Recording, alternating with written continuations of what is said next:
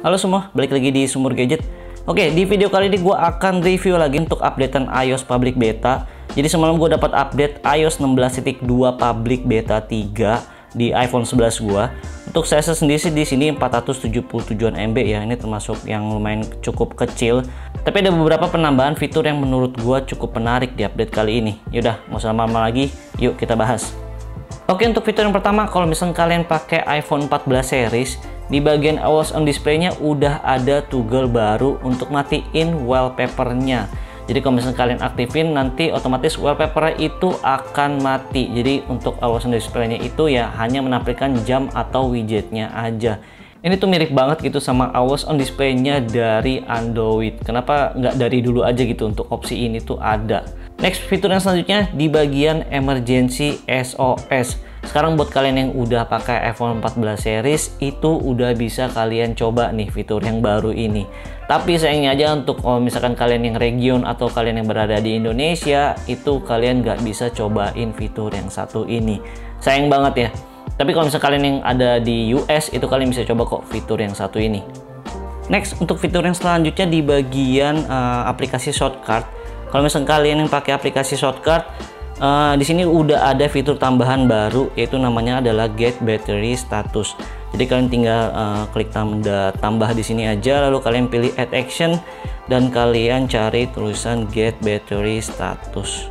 Jadi di sini untuk baterai statusnya kalian bisa pilih macam-macamnya. Jadi kalian bisa customize sesuka kalian yang ada di sini. Buat kalian yang pengguna aplikasi shortcut, ini menurut gua satu fitur yang sangat-sangat berguna. Next, fitur yang keempat ada di bagian browser Safari. Jadi di sini kalau misalnya kalian masuk ke bagian option, kalian udah ada menu tambahan yaitu show IP address. Nah, kalau misalnya buat kalian yang baru update dan nggak ada fitur ini, kalian harus aktifin yang namanya private relay dulu. Caranya adalah kalian masuk ke bagian setting, lalu kalian pilih ke iCloud dan kalian scroll aja ke bawah. Di sini ada tulisan private relay. Nah, fungsi dari private relay ini tuh apa sih? Jadi fitur ini tuh berguna untuk meng-hide atau menyembunyikan IP address kalian ketika kalian pakai browser Safari. Jadi menurut gue dengan adanya fitur ini kita tuh lebih aman lagi gitu kalau misalnya kita mau browsing, khususnya kita pakai browser dari Safari. Jadi IP address kita tuh disembunyikan dan kita tuh lebih aman lagi untuk internetan.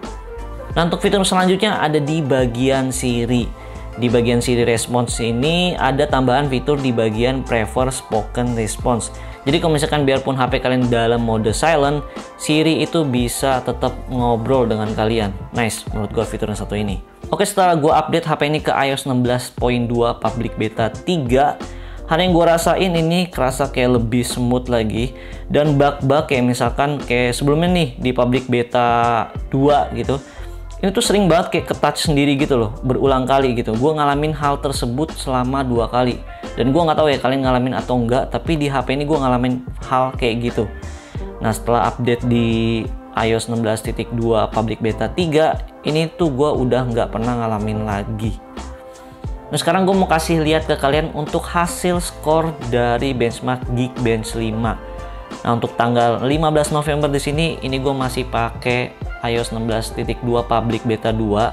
Untuk single core-nya ada di 1337 dan multicore-nya ada di 3303.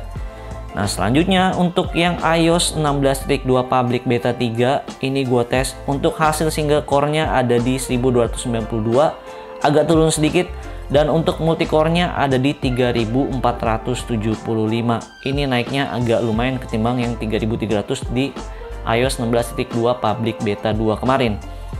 Tapi secara untuk overall untuk performance-nya menurut gue nih hampir nggak ada bedanya. Tapi emang terasa lebih smooth aja dan bug-bug sebelumnya yang gue alamin itu udah di fix gitu. Nah, untuk konsumsi daya baterainya menurut gue ini lebih awet ketimbang iOS 16.2 public beta kemarin yang public beta 2. Jadi ini udah gue pakai browsing, internet, dan segala macam sosial media. Ini tuh turunnya dikit-dikit banget. Jadi ini menurut gue jauh lebih awet. Dan gue rasa untuk di iOS 16.2 final nanti, ini menurut gue bakal jadi sebuah updatean yang menurut gue keren banget sih. Dan khususnya di bagian konsumsi daya baterai juga lebih awet ketimbang iOS 16.1. Oke, palingan segitu aja review gue di iOS 16.2 public beta 3 ini. Semoga bermanfaat buat kalian yang mau update. Jangan lupa subscribe biar nggak ketinggalan video-video terbaru dari gua. Buat yang dari Sumur Gadget, pamit.